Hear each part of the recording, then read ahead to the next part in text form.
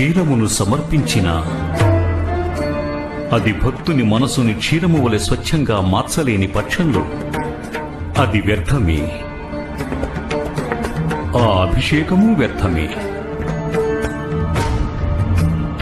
ఈ లోకంలో అనేక మంది శిశువులు ఆకలి బాధతో అకాల మరణం పొందుతున్నారు.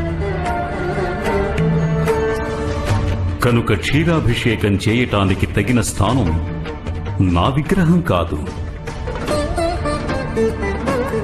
నిజానికి అటువంటి నిరాశ్రితులు, నిరుపేదలు